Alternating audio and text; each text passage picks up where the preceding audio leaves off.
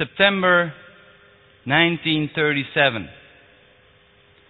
A very cold morning, and a woman is milking her cows. She's crying. Her son, who had to help her with milking the cows even before he went to school, saw that. And he knew that she was struggling.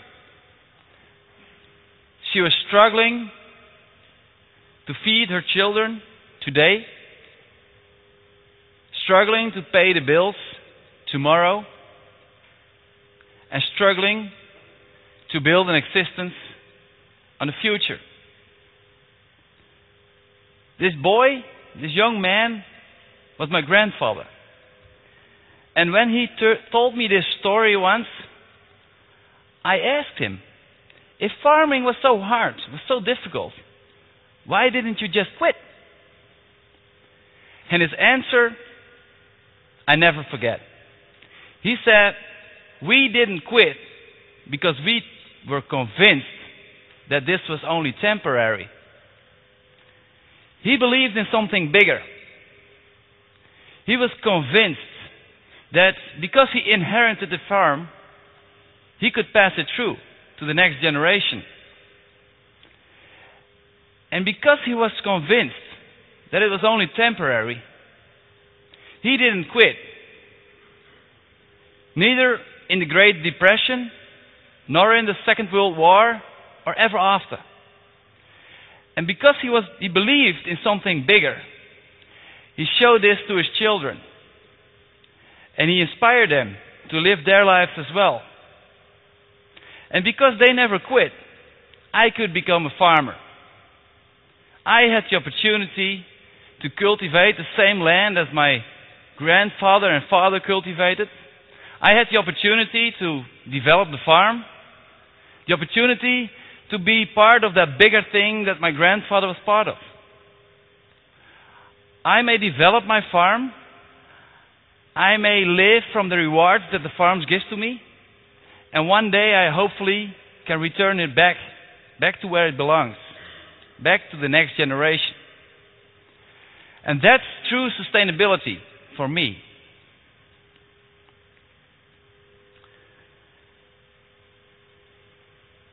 But in times of crisis, you cannot pay the bills with convictions or beliefs. In times of crisis, farmers started to collaborate. Everywhere in the Netherlands, small dairy cooperatives started. Working together with a lot of passion and working together on that cooperative business model helped individuals to give them more economic and social power. The profits were divided amongst all farmers or invested for the future. And because this business model of cooperatives is in our DNA, it makes perfect sense to be sustainable. So, if not we, then who will produce the most sustainable dairy in the world? And if not us, and if not now, then when? It's a very momentous opportunity, and this is the very moment. So let us have that ambition. Let us produce the most sustainable dairy in the world. After all, it's in our DNA. A lot have changed in course of time. My mother and my grandmother also made cheese on our own farm. And then the neighbors, they could come by and buy a piece of cheese from our farm. And not only the neighbors, also sometimes people came from 50 kilometers to just buy a piece of cheese. And then I wonder, why are people driving so long distance for just a piece of cheese? My mother's cheese was the best in the world, of course. But still, it's a lot of effort for a small piece of cheese. Well, I saw the customers coming to our farm because they wanted to hear the story. They wanted to see how the cheese was made. They wanted to smell the cows, how the cows were doing, and how the grass was growing. And they wanted to give feedback once in a while. Getting to know the origin gave our consumers a sense of trust. Trust in the product and trust in the producer. Today, I don't make cheese anymore. Friesland Campina is collecting all my milk and makes nice products of it and sell it to people all over the world. And sure, that makes me feel real proud. And sure, I do believe that our products are meaningful for people anywhere in the world. And sure, I really like it when we put a nice grazing cow on the package. But honestly, sometimes I miss it. I miss it that I cannot accompany my product anymore with a story like my mother could. And actually, consumers feel the same. They regret it.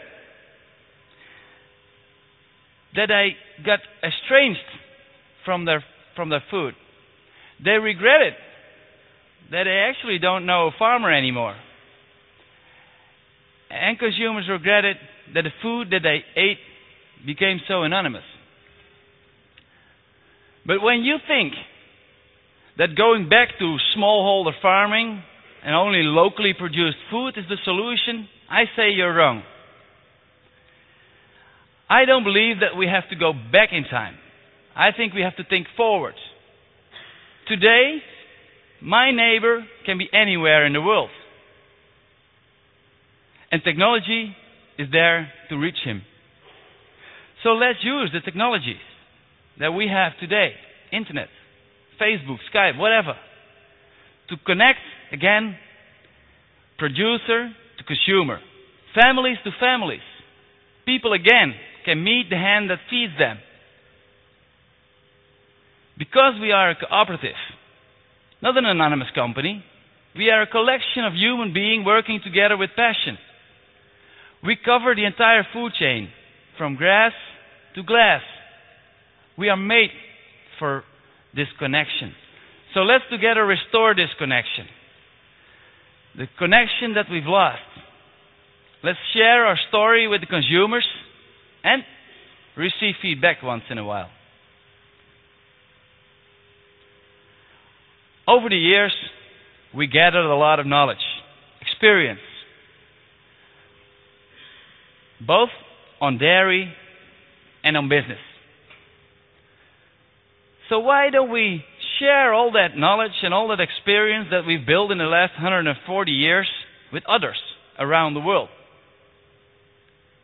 Well, we do.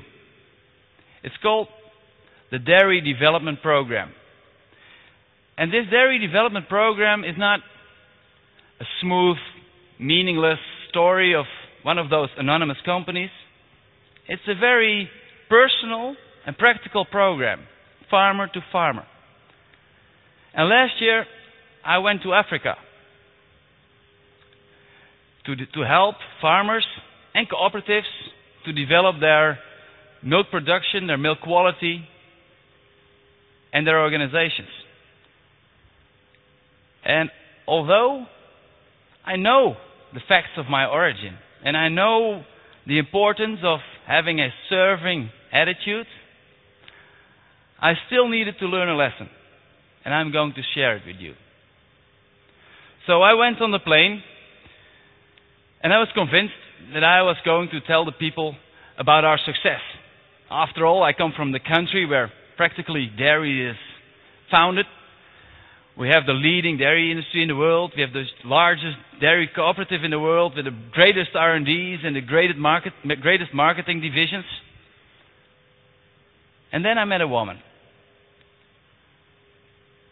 I came to her farm to advise her. She was milking 2 cows in order to make a living for both her and her family. And when I looked at her, I saw a woman struggling struggling to feed her children today, struggling to pay the bills tomorrow, and struggling to build an existence for the future. And that very moment, that woman made me realize that the success that we have today is not because of the smart decisions that we made yesterday. It's because of the visions and the efforts that the generations before us did. So I couldn't help her by sharing our success, but I could help her by sharing the journey that we made. So together with her, we looked at opportunities that she could take, just like my grandfather. I encouraged her to never give up, because when she never gives up, she probably one day can see her children sharing the story of their journey with others around the world.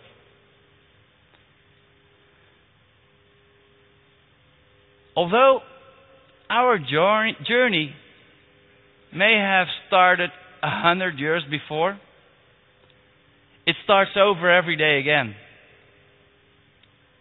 What are the seeds that we planted today that our children will benefit from? We owe it to the generations who are responsible for our success, and we owe it for the generations after us. Because after all, we are only temporary.